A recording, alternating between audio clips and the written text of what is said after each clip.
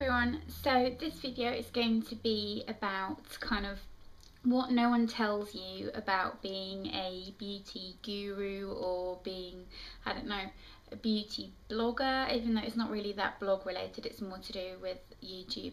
But I thought I'd make this video because I know that there's a lot of kind of speculation and there's a lot of controversy as well about what really happens, and a lot of new people who are starting out on YouTube kind of aren't sure, and I get questions from girls all the time asking me, you know, what would your advice be and all that kind of thing. And I have done a kind of tips for starting out on YouTube video, which I'll link below, but this is going to be something a little bit different, and it's going to be things that people don't really tell you about being on YouTube, and I think it's important for people to know that. So the first thing, and I think this is quite an obvious one, and you know that I'm going to have to address this, is the kind of hating or the kind of bullying aspect of it.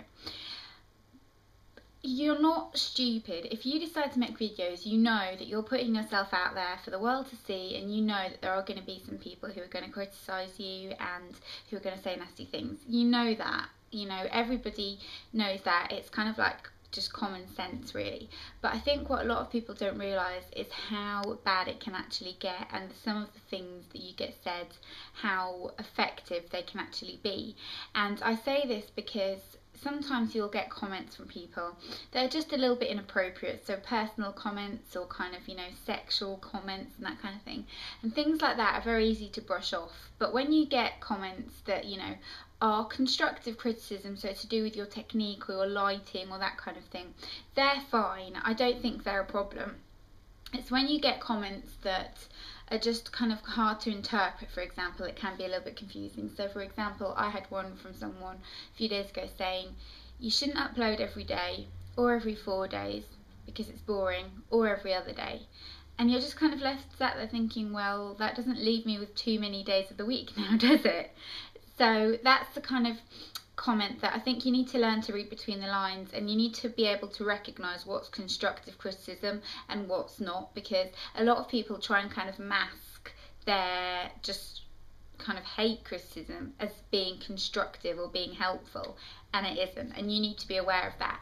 And if you are someone who is very, very sensitive and gets easily offended by things, then I do strongly recommend that you reconsider being you know, able to do YouTube videos, because you will get really nasty things said to you. And I also really strongly recommend being as private as possible. I know some people disagree with me, I know some people have made complete careers out of it, and that's fine if it works for them, but personally I think that it's a very, very dodgy territory. And do you want the whole world knowing your private business and being able to comment on it? Because it's one thing people saying that, you know, you can't put blusher on, it's another thing saying that, you know, your boyfriend doesn't love you and, you know, you're a bad mother. That's completely different, and that shouldn't be allowed. And what YouTube does in terms of kind of reporting people and that kind of thing is really nothing. I've reported several people who have been really abusive and nothing happens. Those people still continue to do it. Those people just open new accounts to do it, and YouTube doesn't kind of close down many accounts that I've reported or that I've seen anyway. So you want to be aware of that, because don't think that it's like a really safe environment and you can report someone, because that's not how it works. And like I said, if you are very sensitive, then just be very careful, because you will kind of be crushed by things people say to you.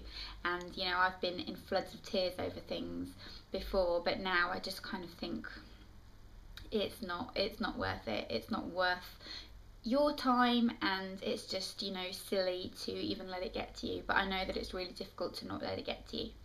Another thing that I think is important to talk about is the whole getting sent products. If you're starting your channel and you're starting it because you want to get sent free products, I'm telling you now, that is not going to work. Everybody likes, you know, free product, let's be honest. Everybody likes free things. But when you only do it for that, then something's a little bit off, and people will sense that. You need to love what you do. You need to be really passionate about beauty, or whatever topic it is that you're talking about. It doesn't have to necessarily be beauty, but you need to be really passionate about it and really love it, and that will kind of entice people to want to watch you. And once you've reached a certain point, you will start to get sent things. I've been doing YouTube videos for under 2 years, I think it is now, and for the first probably 9 months I didn't get sent anything. And you're establishing yourself, you know, you if you were a PR company, you wouldn't send products to some random person, would you? You'd want to know that that person kind of is quite influential and that people like their recommendations and that their style fits your brand and that kind of thing. And then you'll start getting sent products, but be really, really careful as to what you accept and what you don't accept. PR companies will contact you. You can contact PR companies.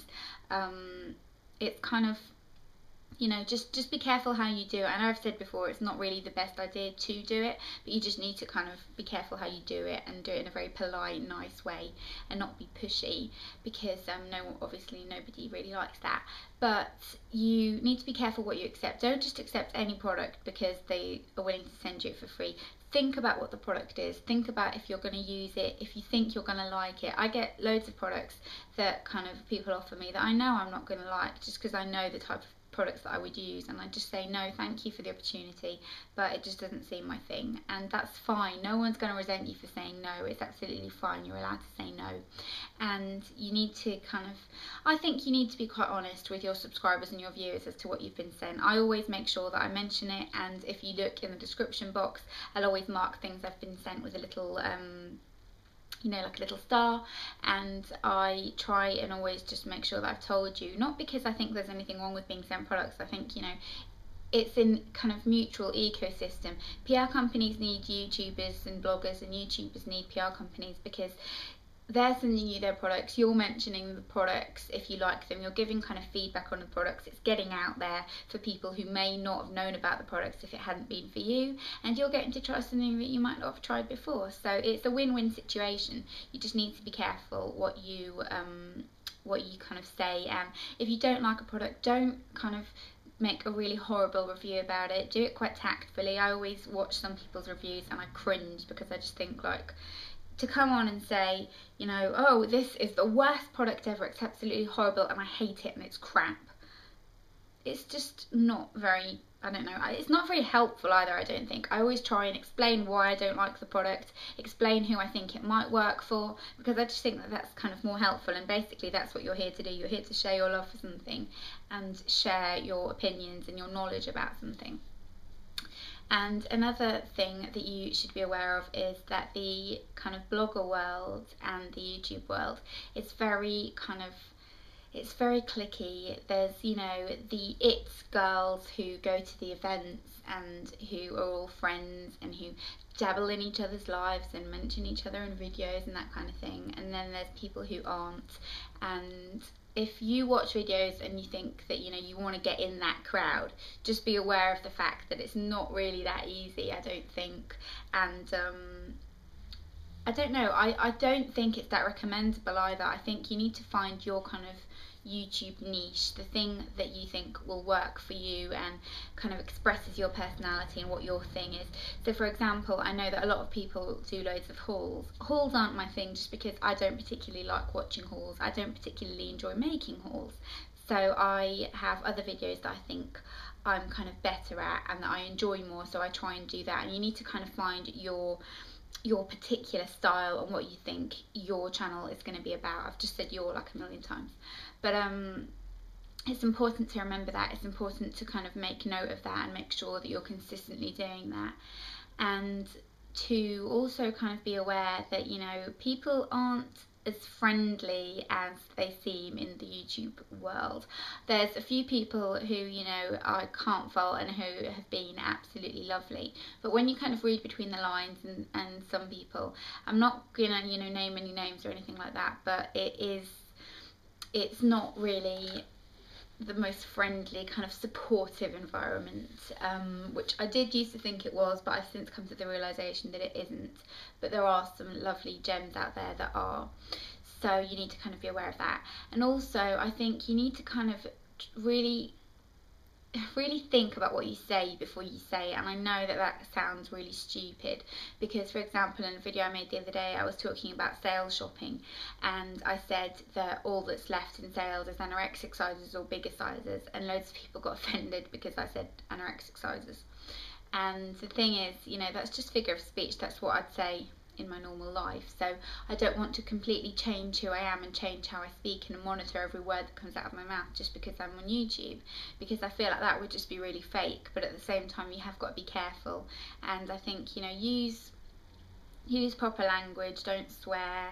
I mean, I don't swear ever really anyway, unless I'm really angry, but I'm not a swearer. And just try and kind of be as professional as possible, because you never know what kind of opportunities will rise from it, and you might get to do something really amazing, and then you'll kind of feel embarrassed with the way you conducted yourself, and nobody wants that.